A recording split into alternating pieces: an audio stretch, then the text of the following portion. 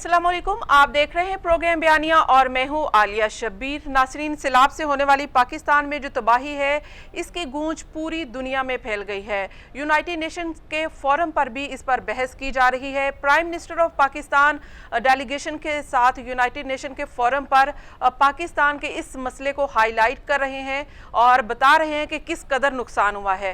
पाकिस्तान तो इस मसले पर बात भी कर रहा है, मदद भी मांग रहा है और आलमी दुनिया के ज़मीर भी झंझोड़ रहा है, लेकिन ये पहली बार है कि पाकिस्तान में किसी होने वाले नुकसान या किसी वजह से इस मसले को आलमी मसला समझा जा रहा है। और यूनाइटेड नेशन के सेक्रेटरी जनरल भी पाकिस्तान आए, उन्होंने सैलाबज़दा इलाकों का दौरा किया और पूरी दुनिया को बताया कि ये माहौलियाती आलूदगी की वजह से है और ये तरक्की याफ्ता जो ममालिक हैं वो इसके जिम्मेदार हैं। और इस वक्त अमरीका हो, यूनाइटेड नेशंस के फोरम पर जितने भी ममालिक हैं, फ्रांस है, सब ने सिफारती और मुआशी मैदान में पाकिस्तान के साथ देने का ऐलान किया है। पाकिस्तान के लिए यकीनन ये एक खुशाइंद भी बात है और पाकिस्तान के लिए ये कामयाबी भी करार दिया जा सकता है कि पाकिस्तान को एटलीस्ट समझा जा रहा है। इस वक्त पाकिस्तान की रिकग्निशन है, किसी मसले पर संजीदा लिया जा रहा है।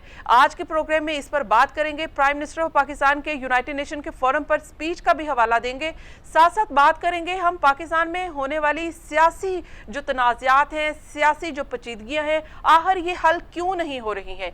इस पर चीफ जस्टिस ऑफ पाकिस्तान ने पीटीआई को मशवरा दिया है कि आप सियासी तनाज़ात जो हैं वो बैठ कर हल करें और आप पार्लियामेंट में वापस जाएं। क्या पाकिस्तान तहरीक इंसाफ पार्लियामेंट में वापस जा सकती है और इलेक्शन क्या पाकिस्तान में अभी भी फौरी ऑप्शन हो सकते हैं? इस पर आज के प्रोग्राम में गुफ्तगू करेंगे। हमें ज्वाइन किया है जमशेद इकबाल चीमा साहब ने, पाकिस्तान तहरीक इंसाफ के सीनियर रहनुमा है। प्रोग्राम में हमारे साथ होंगे ख्वाजा नवीद साहब हैं, एडवोकेट हैं, और हमारे साथ होंगे प्रोग्राम में अली गौहर बलोच साहब, मुस्लिम लीग नून के सीनियर रहनुमा है। आप सब मेहमानों को प्रोग्राम में खुशामदीद कहूँगी। प्रोग्राम का आगाज़ मैं चाहूँगी कि अली गौहर बलोच साहब आपसे करूँ, क्योंकि जाहिर है कि prime minister of Pakistan PMLN के हैं, पीपल्स पार्टी का भी इसमें बड़ा रोल है क्योंकि सिफारती महाज उन्होंने संभाला है। लेकिन प्राइम मिनिस्टर जो जिस तरह से यूनाइटेड नेशन के फोरम पर पाकिस्तान का मुकदमा लेकर गए हैं, पजीराई मिल रही है, यकीनन ये एक बड़ी कामयाबी है। बिस्मिल्लाहिर्रहमानिर्रहीम। देखें, जिस तरह से पूरी दुनिया में मतलब है कि वजीर आजम जो है, इससे पहले आपने देखा कि जब कॉन्फ्रेंस हुई उसमें रशिया के प्रेसिडेंट थे, उनके साथ बल्कि पूरी दुनिया के जो सरबराहान थे उनके साथ मुलाकातें हुई। और इससे पहले पिछले 5 सालों में आपने देखा कि सफारती महाज पर हम तन्हाई का शिकार नजर आते थे। कभी हम सऊदीया के साथ तल्लुकात खराब करते, कभी हम UAE के साथ तल्लुकात खराब करते, कभी हमने अमेरिका को कहा कि आपने साजिश कर दी हमारे खिलाफ, फिर उसके बाद अमेरिका की मिन्नतें करना शुरू कर दी। आपने देखा कि जो हमारा मकबूजा कश्मीर है उसको इंडिया ने अपना हिस्सा डिक्लेयर कर दिया। उस वक्त भी मतलब मैं समझता हूँ कि ये हम अपना मुकदमा जो है वो बैनुल अक़वामी दुनिया में सही तरह से नहीं पेश कर सके। तो अब शहबाज शरीफ साहब ने यकीनी तौर पर इसमें पीपल्स पार्टी का भी, जिसमें बिलावल भुट्टो साहब जो हैं वो भी मतलब है कि इस चीज का हिस्सा है, वजीर खारजा हैं। अब दोबारा से पाकिस्तान का वो खोया हुआ तशख्खुस जिसने कि जो लोग ये नारा लगाते थे कि हम पाकिस्तान की बैनुल में इज्जत करवाएंगे, उन्हीं के दौर में पाकिस्तान के पासपोर्ट की बेकदरी हुई और वो रैंकिंग में नीचे आया।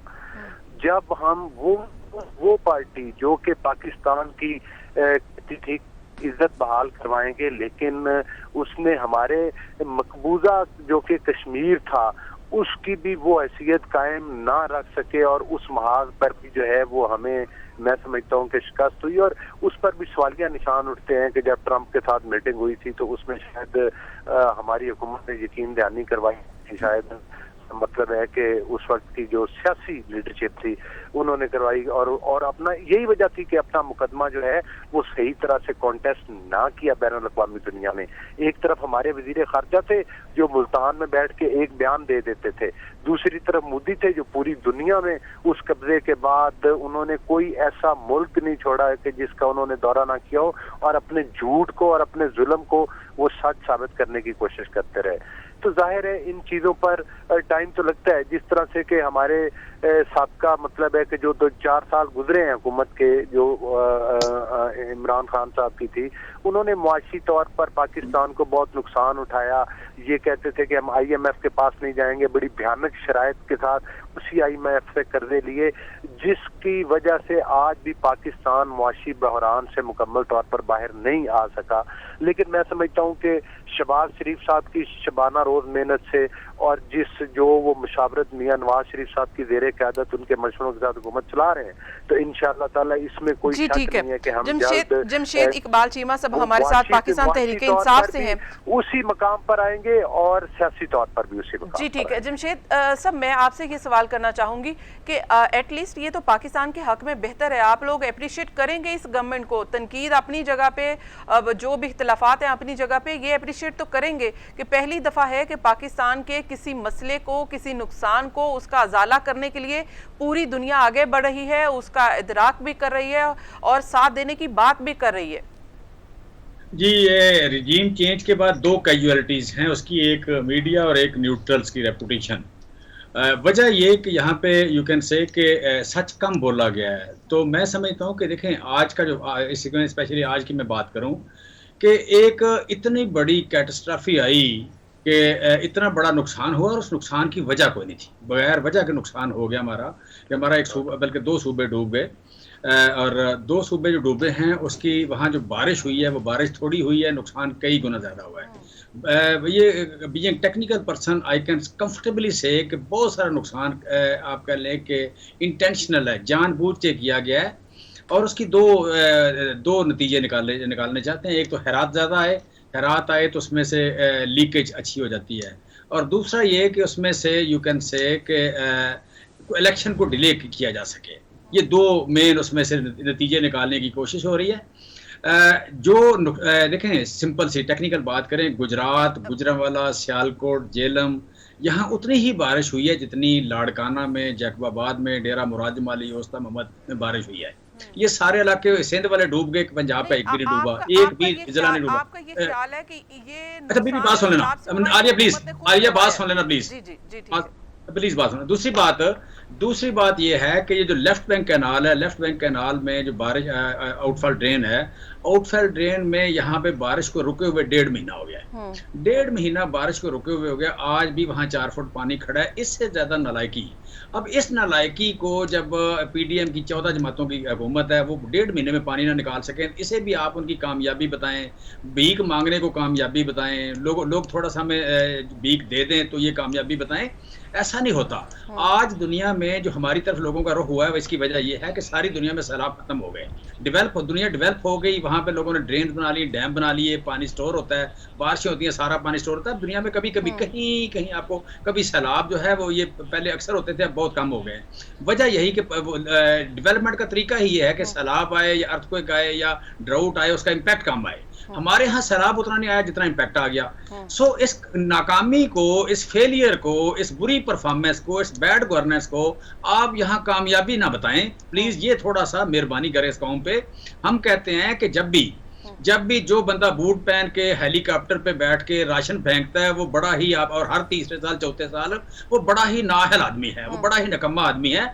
ये उसे चाहिए कोई डैम बनाए, उसे चाहिए कोई ड्रेन बनाए, उसे चाहिए पानी स्टोर करे, उसे चाहिए आप कह लें आबादियों को बचा के रखे।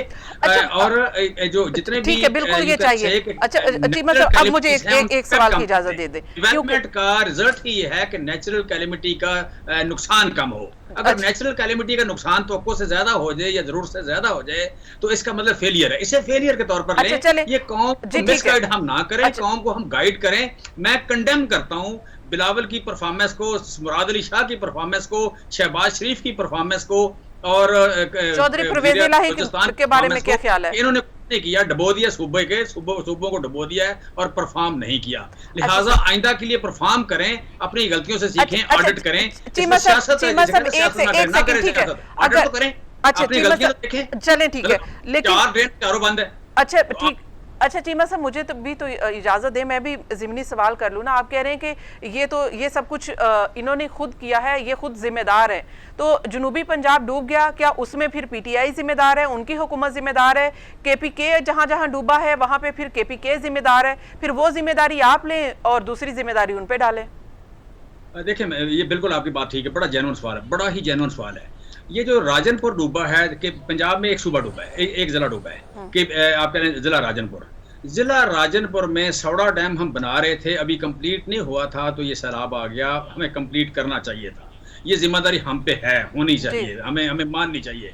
इसी तरह ये जो सबसे ज्यादा जनूबी पंजाब में देखें डीजे खान में 5 डैम बनते हैं, 5 में से 1 बना है, 2 पे काम जारी है, 2 अगले बजट में बनाएंगे इंशाल्लाह। तो वहां पे जो नुकसान हुआ है बहुत थोड़ा हुआ है, वजह कि सबसे बड़ा डैम जो है वहाँ गोमलजाम डैम बन चुका है, लिहाजा वहां से नहीं आया। केपीके में भी तो आपने जो डैम बनाए थे लिहाजा ये बनाने चाहिए और यही स्ट्रेंथ होगी। सो जो नुकसान जो जहां हम लेट हैं, डिलेड हैं, हमारा रिएक्शन डिलेड है, हम उसकी जिम्मेदारी कबूल करें, और जहां कोई और है वो अपनी जिम्मेदारी कबूल करें, इसमें शाबाश ना ले प्लीज, मेहरबानी करें। इस कौम पे 22 करोड़ 75 लाख की कौम है, बड़ी गरीब है, डूबे हुए हैं, 33 मिलियन लोग घरों से बाहर हैं, इनको मार के आप शाबाश ना लें, इनका नुकसान करके शाबाश ना लें। नहीं, लेकिन जाहिर है कि जब यूनाइटेड नेशन के सेक्रेटरी जनरल पाकिस्तान का दौरा करते हैं, सैलाबज़दा इलाकों का दौरा करते हैं, और वो ये कहते हैं कि ये माहौलियाती तब्दीलियों से हुआ है और इसके जिम्मेदार तरक्की याफ्ता मुमालिक हैं, और तरक्की याफ्ता मुमालिक हैं तो उसका नुकसान पाकिस्तान को हो रहा है, और पाकिस्तान के नुकसान का अगर अजाला करने के लिए पूरी दुनिया साथ खड़ी है तो पाकिस्तान की हुकूमत जो है वो कहीं ना कहीं तो आप उसको कहें कि वो उन्होंने अपना मुकदमा अच्छा पेश किया। इस पर बात करेंगे एक ब्रेक के बाद। Keep watching.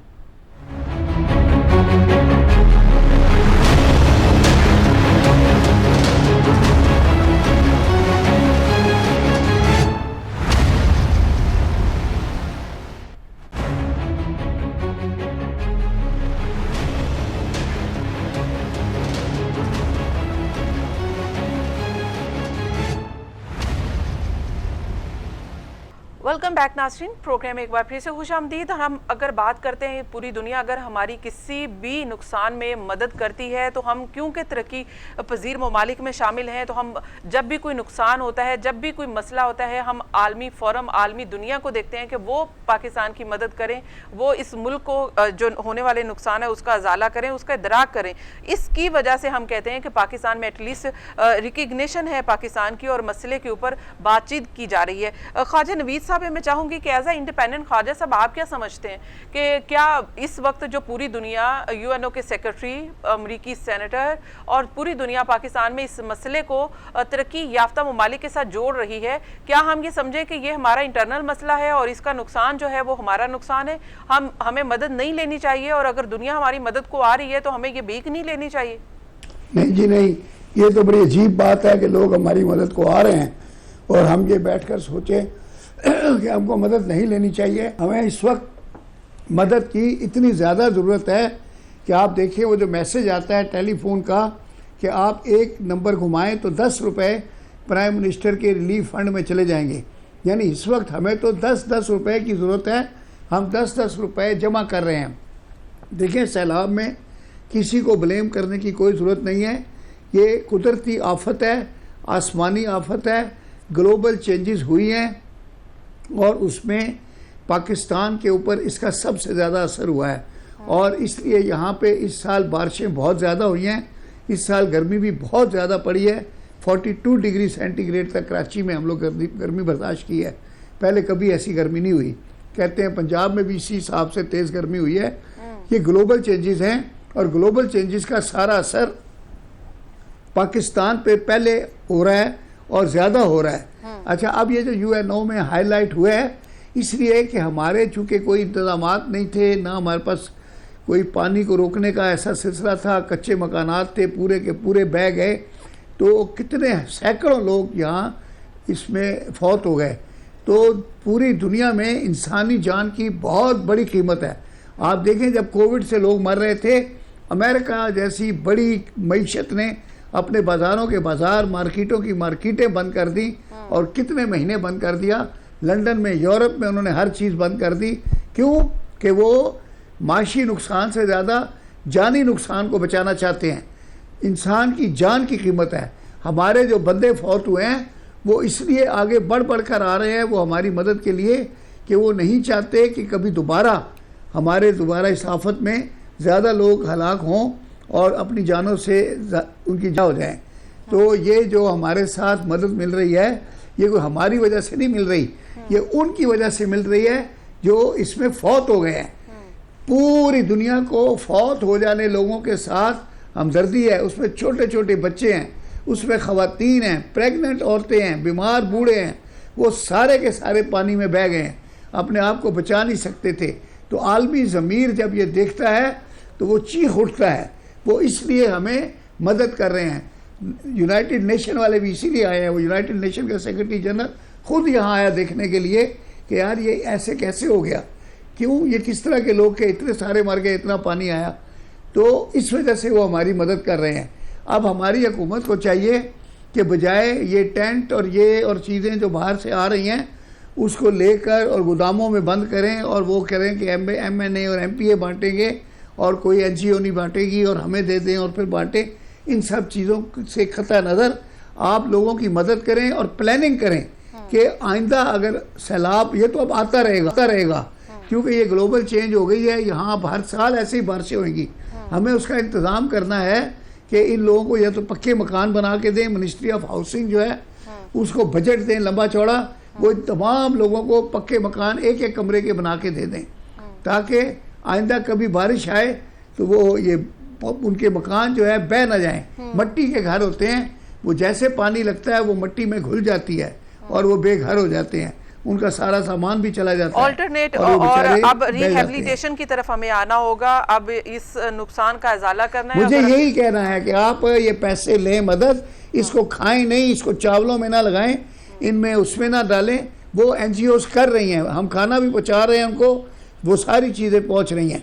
बाकी इसको रिहेबिलिटेशन पे लगाएं ताकि इन लोगों को पक्के मकान बना के दिए जाएं। ये भी 3-4 महीने बाद दोबारा फिर बारिशें शुरू हो जाएंगी और इसी तादाद से आएंगी और रुकेंगी नहीं। और इसलिए फौरी तौर पे हंगामी बुनियादों पे मैं पाक फौज को सलाम करता हूँ। उन लोगों ने इतनी मदद की है इसमें, जिताए जो जितनी वो उनकी कैपेसिटी थी, इस हिसाब से ये सियासी नाकाम हो गई मदद करने में। NGOs ने बहुत जान मारी है, NGOs के लोग, औरतें गई हैं। जी बिल्कुल, और मुहैयर खुद राशन आगे बढ़ रही हैं और खवातीन गई हैं। मुझे एक और अच्छा, फिर भी इनका क्या कंडक्ट था, वो एक NGO की औरत मुझे TV प्रोग्राम में बता रही थी, उसने कहा ख्वाजा साहब मैं वहाँ पे थी, 3,800 रुपए की चने की देग मिल रही थी और उसी देग को 12,000 रुपए में डिप्टी कमिश्नर खरीद रहा था। तो आप बताएं, मतलब ये लोगों को अल्लाह का खौफ नहीं है कि यार ये मर गए हैं लोग, ये भूख से मर रहे हैं, नंगे पड़े हुए हैं, और आप उसमें भी अपना इतना हिसाब कमीशन और सिस्टम रख रहे हैं। 3,000 रुपए वाली चीज का 12,000 का बिल ले रहे हैं। जी बिल्कुल, ऐसा तो ना करें ना, वो UNO वाले क्या करेंगे। जी कि बिल्कुल जो हमें मदद आ रही है हमें उसको ये देखना होगा कि वो फेयर तरीके से लोगों तक मुंतकिल हो। हमारा फोकस ये होना चाहिए।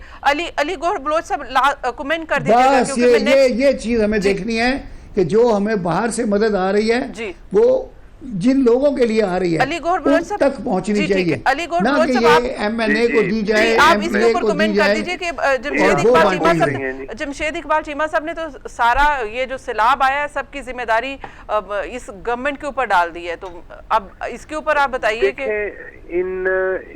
गवर्नमेंट तो नहीं लेके आई सैलाब कुदरती आफत है, किसी में जिम्मेदारी मत डालें। ये करें कि ये जो बदल आई है ना, ये जिम्मेदारी से उन लोगों तक पहुंचा दें। ख्वाजा साहब, जी अली गौहर बलोच साहब बात करें। जी अली गौहर बलोच साहब देखें जी, गुजारिश ये है कि मैं ये कहूँगा कि मैंने बड़ी बातें गौर से सुनी है, ख्वाजा साहब की सुनी है, चीमा साहब भी दोस्त है हमारे, उनकी भी सुनी है।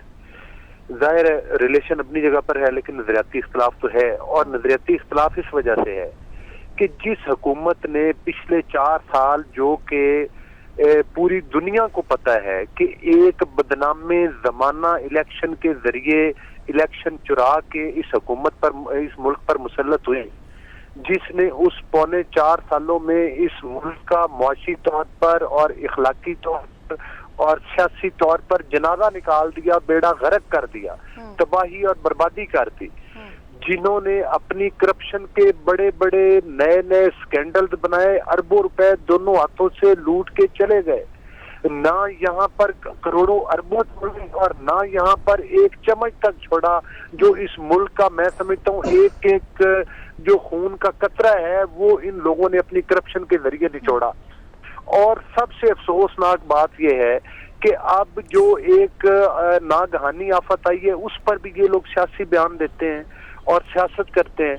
कि आप देखें कि आज जो आपने देखा कि शौकत तरीन साहब ने जो अपने वज़राए खारजा थे, खजाना थे इनके सूबों के, उनको जो वीडियो वायरल हुई उसमें वो क्या हदायत दे रहे थे कि पाकिस्तान को कर्जा ना दिया जाए, और खुद पाकिस्तान की तारीख के भयानक तरीन कर्जे लिए और उन कर्जों को हड़प कर गए। कहीं 1 रुपया पाकिस्तान के ऊपर नहीं लगाया, कोई मोटरवे नहीं बनाया, कोई स्कूल्स कॉलेज यूनिवर्सिटीज नहीं बनाई, कोई हॉस्पिटल्स की मतलब है कि आप कह सकें कि रिहेबिलिटेशन खातिर ख्वाह की हो, वो कोई नहीं है। सिर्फ ज़बानी जमा खर्च किया और वो पैसा हड़प कर गए।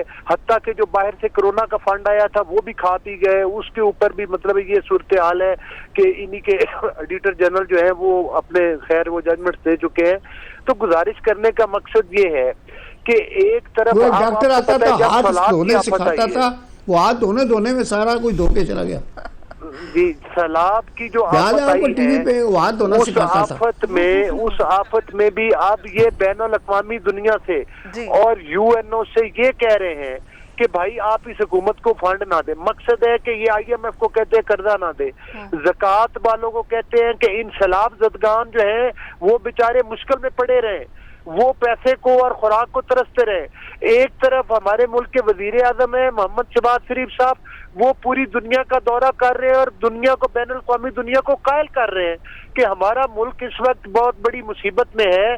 बैनुल अक़वामी दुनिया, लेकिन वो तो कह रहे हैं ना कि ये जिम्मेदार अली गुरबहू साहब, जमशेद साहब कह रहे हैं कि ये भी नुकसान आप लोगों ने खुद करवाया, उतनी बातचीत नहीं हुई जितना आप लोगों ने नुकसान करवाया अपनी हुकूमत बचाने के लिए, इलेक्शन से राह फरार इख्तियार करने के लिए। ये उनका मौकफ है। अब आप इसको लेकिन लास्ट शॉर्टली कमेंट कीजिएगा प्लीज। इलेक्शन तो 2023 में होने और वो बिल्कुल होंगे वक्त पर। इस वक्त भी 75% पाकिस्तान पर तो इनकी हुकूमत है, 18वीं तरमीम है, KPK में इनकी हुकूमत है, पंजाब में इनकी हुकूमत है, गिलगित बल्तिस्तान में इनकी हुकूमत है। और मुझे बताएं अगर ये दोबारा इलेक्शन चाहते हैं और ये इधर भी ड्रामा कर रहे हैं, इनको चाहिए ना कि पंजाब से भी इस्तीफे दें, सेनेटर्स के भी इस्तीफे दिलवाएं, KPK हुकूमत के भी इस्तीफे दिलवाएं और आ जाए, फिर प्रेशर डालें, फिर इनकी को बात भी सुनी जाएगी। जी ठीक है। मकसद ये है कि इनको वो जो इनकी वफाकी हुकूमत गई है, वो जो एक सिलेक्टेड हुकूमत थी जो वोट चुरा कर आई थी, उस पर भी इनकी जान निकल रही है और इन्होंने पाकिस्तान की अवाम का जीना मुहाल और हराम किया हुआ है। राइट, यहाँ पे मुझे ब्रेक शामिल करनी है। आप जो बात कर रहे हैं वो वाकई ही इसके ऊपर बात अभी की जा रही है। अब ये जो सियासी तनाज़ात हैं, अब इनका हल क्या है? चीफ जस्टिस ऑफ पाकिस्तान ने मशवरा दिया है कि बैठकर बात की जाए और साथ साथ PTI को ये मशवरा दिया है कि आप पार्लियामेंट में वापस जाएं। 5 साल के लिए आप मुंतखब होकर आते हैं और 5 साल आप अवाम की नुमाइंदगी करें और उसके बाद इलेक्शन में जाएं। क्या PTI इस पर गौर कर रही है? इस पर बात करेंगे एक ब्रेक के बाद। Keep watching.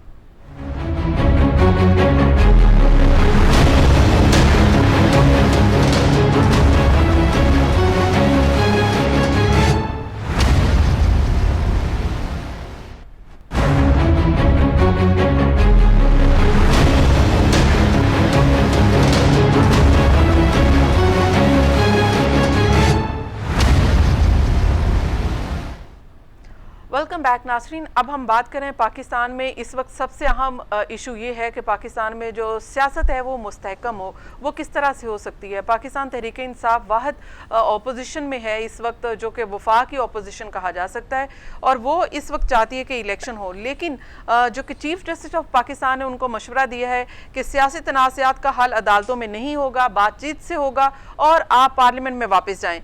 जमशेद इकबाल चीमा साहब, क्या आप चीफ जस्टिस साहब की बात से एग्री करते हैं और क्या बात मानेंगे भी कि वाकई ही अब ये सियासी मामलात है बातचीत से हल होंगे और ये अदालतों में नहीं होंगे और पार्लियामेंट में वापस जाना चाहिए? अगर डूब जाए और आपके पड़ोसियों का ना डूबे, तो ये सवाल उठता है कि क्यों आपका क्यों डूबा है, या किसी पड़ोसी का डूब जाए आपका ठीक रहे। सो आपको देखना चाहिए कि आपका घर नीचा है या गटर बंद है या क्या मसला है। सो हम ये कह रहे हैं कि देखें आज सिंध में 1.5 महीना बाद भी जो पानी खड़ा है, यहाँ बैठ के ये भाषण देना या किसी पे इल्जाम लगाना वो ठीक नहीं है। आप प्लीज इस बात पे गौर करें। मैं देखें मेयर्ड है मेट ऑफिस की, आप कह लें मेट ऑफिस की महकमा मौसमियात की रिपोर्ट है कि जुलाई और अगस्त में जो बारिश हुई वो डिस्ट्रिक्ट वाइज मौजूद है, आप नेट पे जाए भी निकाल लें। मैं कह रहा हूं कि जितनी बारिश गोटकी में हुई है उतनी बारिश रहीमियाराह में हुई है। रहीमियाराह नहीं डूबा, गोटकी डूब गया, सखर डूब गया, एयरपोर्ट डूब गया। सो जितनी बारिश सियालकोट में या गुजरांवाला में हुई उतनी ही लाड़काना में हुई है। गुजरात में कुछ नहीं हुआ, लाड़काना डूब गया। सो बेसिक बात है कि इस बात का ऑडिट, इस बात का कोई तजिया, इस बात का कोई एनालिसिस, इस बात का कोई जिम्मेदारी ताकि आइंदा के लिए ना हो, ये बात कहने में हर्ज गया है। दूसरी बात यह है कि मैं समझता हूँ, देखें अली गौहर बलोच की 3 गवर्नमेंट्स हैं, एक फेडरल है, एक सिंध में है, एक बलूचिस्तान में है। गवर्नमेंट का काम, और सबसे बड़ी गवर्नमेंट तो सब फेडरल की होती है। अब जिस बंदे की गवर्नमेंट है उसका काम है कि अपनी गवर्नमेंट की परफॉर्मेंस बताए, बजाय ये कि आते ही शुरू हो जाए बैठ के प्रेस कॉन्फ्रेंस करें, प्रेस रिलीज करें। कोई भी कम्युनिकेशन इनकी ये होती है कि हम कितने बुरे हैं, इमरान खान कितना बुरा है। भाई आपका पहला काम, चलो बाद में वो भी कह लिया करें, लेकिन पहला काम यह है कि अपनी गवर्नमेंट की परफॉर्मेंस बताएं। आज बात सैलाब की हो रही है, सैलाब में आप अपनी परफॉर्मेंस बताएं कि कितने लोगों को इमदाद चली गई, कितनी बीमारियां किस तरह कंट्रोल हुई हैं, पानी निकला कैसे है, आइंदा क्या आपके पास प्रोसेस है, ये करें प्लीज। देखें आपकी जिम्मेदारी ये है। ये बच्चों वाली हरकतें बैठ के मतलब जैसे मतलब गली मोहल्ले में बैठ के औरतें लड़ती हैं, उस तरह के चीजों से बात नहीं बनेगी। हुकूमत है, हुकूमत बड़ी चीज होती है। दूसरी बात आपने कहा सुप्रीम कोर्ट की। सुप्रीम कोर्ट का देखे जज साहब को मैं समझता हूँ इस तरह की बात करनी चाहिए थी जिस दिन रात को उन्होंने अदालत लगाई थी। जिस दिन रात को अदालत खोली थी उस दिन ऐसी बात करनी चाहिए थी। और दूसरी बात यह है कि मैं कहता हूं कि कुछ तबके अपना काम करें, दूसरों को काम ना बताएं। अपने अब जो उनकी जिम्मेदारी है वो कानून के, उनका काम है कानून के मुताबिक फैसले करना, कानून के मुताबिक फैसला कर दें। वो फैसला, वो हमारी एक रिक्वेस्ट है, वो रिजेक्ट कर दें या एक्सेप्ट कर लें, उस पर फैसला कर दें, बजाय ये कि वहाँ वो आप कह लें कि आर्बिट्रेशन शुरू कर दें या पर बिठा लें। इसी तरह कुछ लोगों का काम है सरहदों की हिफाजत करना, सरहदों की हिफाजत करें, बाकी काम ना करें। सो इसी तरह कुछ लोगों का काम है अपना अपना काम करें। मैं यहाँ कहता हूँ कि ये जो इस वक्त इशू जो है, आपने बात की पॉलिटिकल इंस्टेबिलिटी की, इस वक्त पाकिस्तान के 100% लोग इस बात पे मुतफिक हैं कि पाकिस्तान की इकानमी का बुरा हाल जो है इतनी तेजी से नीचे गई, उसकी बुनियादी वजह यह भी है कि यहाँ पॉलिटिकल इंस्टेबिलिटी है। पॉलिटिकल इंस्टेबिलिटी में आज हम वापस अगर चले जाएं तो आज भी सिर्फ 2 वोटों की अक्सरियत है मुस्लिम लीग नून के पास है या पीडीएम के पास। अब 2 वोटों की अक्सरियत से क्या फैसला ये कर सकते हैं? वो आप टोकरी में रखे हुए जैसे जैसे मेंढक होते हैं उस तरह कोई ना कोई उछल के बाहर चला जाता है। लिहाजा ये कोई मसला हल नहीं होना इस तरह कि आप डर के, इत्तेहादियों के डर से, प्रेशर से फैसले करें तो कोई बड़ा फैसला नहीं कर सकते। चीमा साहब, ये तो इमरान खान साहब भी कहते आए कि वो तो पूरा टेन्योर यही है कि कभी इत्तेहादियों का डर था, कभी किसी का प्रेशर था, तो वो तो कोई फैसला ही नहीं कर सके। ये तो इमरान खान साहब खुद भी तस्लीम करते हैं कि सबके साथ ही ऐसा होता है। मैं यही कह रहा हूं कि जाएं, इलेक्शन में जाएं, वहां पे जाके ये मैंडेट ले आएं, यहाँ मैंडेट ले आएं, मैंडेट के मुताबिक कुछ स्टेबिलिटी आए, आगे 5 साल फैसले करें। इस मुल्क के इस गरीब कौम पे कोई रहम हो, कोई फैसले बेहतर हो। दूसरा ये कि हम अपनी अपनी परफॉर्मेंस बता सकेंगे, ये हम जीते थे, हमने ये परफॉर्मेंस दी है, ये भी बताएं। ये नहीं है मौजूदा जो इंस्टेबिलिटी है, इस इंस्टेबिलिटी में देखें 26% आपकी आप कह लें कि फॉरेन डायरेक्ट इन्वेस्टमेंट कम हो गई है। पिछले महीने 16.5% आपकी लार्ज स्केल मैन्युफैक्चरिंग कम हो गई, 41% आपकी सीमेंट की कंजम्पशन कम हो गई, तेल की कम हो गई, बिजली की कम हो गई, इंडस्ट्री सारी आपकी बैठ गई। 20 लाख लोग तकरीबन बेरोजगार हो चुके हैं इस वक्त पाकिस्तान में। खुराक महंगी होने की वजह से 2 लोग नए गुर्बत की नीचे गए, नए लोग 22 मिलियन लोग हैं, पहले 9 मिलियन थे, अब 31 मिलियन हो गए। 31 मिलियन लोग इजाजत दे देना, ठीक है, आपका पॉइंट, मेरे सवाल का जवाब आ गया ना, अगला सवाल का जिम्मेदार लिहाजा इस बात से निकलें, इस बात से बाहर निकलें और बाहर निकल के काम करें। और उसका तरीका यही है, वे फॉरवर्ड ये इलेक्शन में। अच्छा, आपका जवाब आ गया। देखिए, इमरान खान साहब भी कहते हैं और उनका फोकस ये है कि पाकिस्तान और लोगों की खिदमत करना ही है ना, इस वक्त मुश्किल से निकालना ही है। इस वक्त मुश्किल में पाकिस्तान है कि सैलाब है, आप लोगों को भी चाहिए कि उसमें हिस्सा डालें। ये अच्छी बात है कि इमरान खान साहब, ये ठीक बात कर रहे हैं, ये आपकी बात ठीक है, लेकिन क्वेश्चन ये है कि पूरी दुनिया आपको इमदाद दे रही है, लेकिन आप जब 3000 की जो देग है वो 12,000 की ले लेंगे, 3000 की देग को 12,000 की ले लेंगे, 2 लाख की कश्ती को 6 लाख में बेच देंगे, फिर आप यू कैन से कि आपका जो अकाउंट है इमदाद वाला हैक हो जाएगा। तो फिर आप किस इमदाद की बात कर रही हैं? आप बात करें जो 5 अरब जो आपने भी इकट्ठा इन लोगों किए, से इमरान जितनी खान जल्दी साहब ने जान भी छुड़ाएं इकट्ठा बेईमान किए। लोगों से, उतनी जल्दी ये मुल्क जो है इसके बचने का इम्कान हो जाएगा। चीमा साहब जो जिन 5 पे अरब अकाउंट भी सारे हैक हैं, 5 अरब आप सारी लोगों ने भी तरीके से इकट्ठा मांग के किए, ले आए, उनका भी भीख तो ले कोई आए, सामने नहीं आया भीख कि आप मांगे लोगों ने बच्चे कहाँ आपको, खर्च किए। भीख लेके आके चल जाएगी अच्छा, कहाँ? चले, वो तो चली ख्वाजा जाएगी साहब- बराबर उसमें चली जाएगी, वो ख्वाजा तो किसी कहीं आपके फॉरेन अकाउंट में चली जाएगी, वो अच्छा, कहीं चीमा और साहब, फ्लैट खरीद लेंगे आप। दूसरों को भी टाइम दे दें, प्लीज। 33 मिलियन लोग घरों से फिर बाहर आप बैठे मीडिया के हैं, ऊपर प्रेशर उनका अकाउंट डालेंगे हैक कि हो गया, तो ये सब- मुस्तकिल हैक है अकाउंट, मुस्तकिल हैक अकाउंट में आप कर क्या लेंगे? क्या निकालना क्या चाहती हैं? अच्छा ख्वाजा साहब, मुझे ये बताइएगा कि क्या अदालतों को मशवरा देना चाहिए सियासी जमातों को, और ये सियासी मामलात में कमेंट करना चाहिए? चीमा साहब कह रहे हैं कि बहुत भाई नहीं जरूरी करना चाहिए। है, मशवरा देना बड़ा ज़रूरी है। मैं बिल्कुल जस्टिस अतर मिनल्ला साहब की बात के साथ एग्री करता हूँ कि हर सियासी झगड़े का हल जो है वो अदालत में नहीं होता। पार्टीज़ को चाहिए कि वो अपना जो फैसला है अफहाम व तफहीम से खुद हल करें। अगर अदालतें फैसले करने शुरू कर देंगी तो फिर उनके जो नतायज आएंगे तो फिर वो सियासी पार्टियों को कई दफ़ा अच्छे लगेंगे, कई दफ़ा अच्छे नहीं लगेंगे, और फिर उनका रिएक्शन होगा। न्यूटन ने कहा है कि every action has equal and opposite reaction. अदालत ने तो कानून की किताब के मुताबिक देखकर फैसला दे देना है, फिर उसके बाद उसके नतायज क्या होंगे सियासी, वो सियासी पार्टियों ने देखने हैं। इसीलिए अतर मिनल्ला साहब ने बहुत अच्छा मशवरा दिया कि आप अपने मसाइल आपस में अफहाम व तफहीम के तहत तय करें, ये सारा वज़न अदालतों पे ना डालें। आपके फैसले पार्लियामेंट में होते हैं, आप जाएं पार्लियामेंट में या फिर नए इलेक्शन करवा लें। ये तो मेरे ख्याल में उन्होंने नहीं कहा, लेकिन मैं कह रहा हूँ कि आप फौरी तौर पे नए इलेक्शन करवा लें, पूरी पार्लियामेंट आपकी आ जाए, पीटीआई की आ जाए, जमात इस्लामी की आ जाए, लेकिन ये तो जिसकी भी आ जाए, अब किसी कम से कम मुल्क इंस्टीट्यूशन में की स्टेबिलिटी जानिब तो से हो जाए। सिग्नल नहीं आ रहे ना, ये तो किसी इंस्टीट्यूशन की जानिब से सिग्नल नहीं आ रहे। जाहिर है कि इस्टेब्लिशमेंट भी एक बड़ा स्टेक होल्डर है, इमरान खान साहब भी इसको तस्लीम कर रहे हैं कि इस्टेब्लिशमेंट एक हकीकत है। उनकी जानिब से भी कोई सिग्नल नहीं आया कि वो कोई इलेक्शन की तरफ कोई जाएंगे। अब अगर ये कमेंट देख बस लिया जाए उनके कि पार्लियामेंट में signals का वापस फिर जाए, आपको एक आध अदालत महीना भी कह रही है इंतजार पार्लियामेंट में करना जाए, पड़ेगा। यानी कि इलेक्शन के ऑप्शन अब तो मौजूद नहीं है। इलेक्शन तो अपने टाइम से होंगे और पार्लियामेंट अपनी मुद्दत पूरी करेगी। वजीर आजम ने मुद्दत पूरी नहीं की तो कोई बात नहीं है, लेकिन पार्लियामेंट करेगी। Very good. जी अली गौहर बलोच साहब, आप लोग क्या तो पार्लियामेंट में को कोई तोड़ भी नहीं पार्लियामेंट में रहा। अगर पीटीआई आना चाहे तो आप लोग वेलकम करेंगे, और कोई अगर कोई शर्त भी आयद कर देते हैं तो क्या हर्ज है उसकी उस शर्त को मानने में कि अगर आप लोगों को बड़ेपन का मुजाहिरा करना चाहिए एज अ गवर्नमेंट? देखें, हम तो ये कहते हैं कि जो भी फैसले हैं वो पार्लियामान के अंदर ही बैठकर उसका हल है। देखें, इमरान अहमद न्याजी साहब ने धरने किए, 2013 में भी धरने किए, लेकिन उस पार्लियामान ने भी अपना टाइम पूरा किया, और झूठे मुकदमात में मियां नवाज शरीफ साहब को नहल किया गया, वो एक अलग स्टोरी है। उनको सहूलतें जो मुहैया की गई थी कि इनके तमाम मुखालफिन को झूठे मुकदमात में जेलों के अंदर बंद किया जाए, फिर भी ये ना जीत सके, फिर अल्टीमेटली आरटीएस सिस्टम बंद करके वोट और डब्बे चोरी किए गए। फिर वही तारीख आपने देखा कि डस्का के मकाम पर भी दोहराई गई, जहां पर कि ये रंगे हाथों पकड़े भी गए वोट चोरी करते हुए। तो गुजारिश करने का मकसद ये है कि पार्लियामान ही वो फोरम है। अगर इस सिलेक्टेड हुकूमत को जो कि वोट चुरा के आई थी, अगर हमने इनको वफाक से निकाला है तो हमने अदम एतमाद के जरिए निकाला है।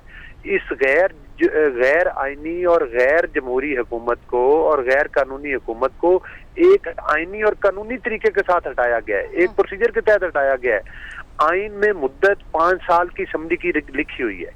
अगर ये मैं तो आपके प्लेटफॉर्म से, आपके मीडिया के प्लेटफॉर्म से मैं तो कह रहा हूँ, लेकिन प्राइम मिनिस्टर की अली गौहर बलोच साहब एक शिकवा तो है ना, एक जमहूरी पार्टी होने की वजह से और जमहूरियत पसंद होने की वजह से एक शिकवा तो आपसे बनता है ना कि एक प्राइम मिनिस्टर को आखिरकार आपके हाथ में था कि प्राइम मिनिस्टर एक मुद्दत पूरी कर ले, तो आप लोगों ने तो वो भी नहीं करने दी। चाहे वो आप कहें कि आईनी कानूनी सब कुछ आपने ऑप्शन अप्लाई किए, लेकिन एक प्राइम मिनिस्टर को तो आपने नहीं आईनी मुद्दत पूरी करने दी। भाई, ये एक बंदा जो मुल्क को मुआशी तौर पर तबाह कर रहा है, जो मुल्क के लिए सिक्योरिटी रिस्क है, जिसने जो वोट चुरा कर आए हैं, ये तो इनको 4 साल भी नहीं मिलने चाहिए थे, इनको तो 4 दिन की मोहलत नहीं मिलनी चाहिए थी। लेकिन भी हमने कोई कू तो नहीं किया ना। जी, ठीक। ना ही हमने इनकी तरह से कोई आकर पीटीवी पर हमला किया है, ना कोई असम्बलियों के जंगले तोड़े हैं, चीमा ना साहब, जी ठीक है, सुप्रीम कोर्ट के जी इर्द-गिर्द जी कब्रें अली खोदी गौहर हैं। साहब आपका कमेंट आ गया। मैं चाहूंगी कि चीमा साहब आप इसके ऊपर लास्ट कमेंट शॉर्टली कर दीजिएगा कि ये जो एक ऑप्शन दी गई है अली गौहर बलोच साहब की जानिब से कि अगर आप इलेक्शन में वाकई संजीदा हैं तो आप लोग असेंबलियां जो आते हैं केपीके में पंजाब में आप वो तहलील कर दें, सेनेटर भी आपके रिजाइन कर दें, तब जाके प्रेशर होगा अगर आप लोग संजीदा वाकई इलेक्शन चाहते हैं। देखिए बेसिकली हम सिर्फ इलेक्शन नहीं चाहते, हम फ्री एंड फेयर इलेक्शन चाहते हैं, और फ्री एंड फेयर इलेक्शन तब होते हैं जब आपके उसके कोई असूल तय हो जाए, उनके मुताबिक चलें। 77 के बाद कोई भी इलेक्शन जी ऐसा नहीं बिल्कुल जिसमें बिल्कुल। धांधली के अब कोई भी ये एक इलेक्शन। पंडोरा बॉक्स है। बहुत बहुत शुक्रिया जमशेद इकबाल चीमा साहब, ख्वाजबारी अली गौहर बलोच साहब। जो जमशेद इकबाल चीमा साहब बात कर रहे हैं कि फेयर एंड फ्री इलेक्शन, अगर इस वक्त इलेक्शन हो भी जाए तो वो क्या किसके लिए फेयर एंड फ्री होंगे, क्या सब उसको मानेंगे, ये एक बड़ा पंडोरा बॉक्स है। इसके ऊपर आगे चलकर मजीद डिबेट होगी। आज के प्रोग्राम का वक्त खत्म हो गया, मुझे दीजिए इजाजत, अल्लाह हाफिज।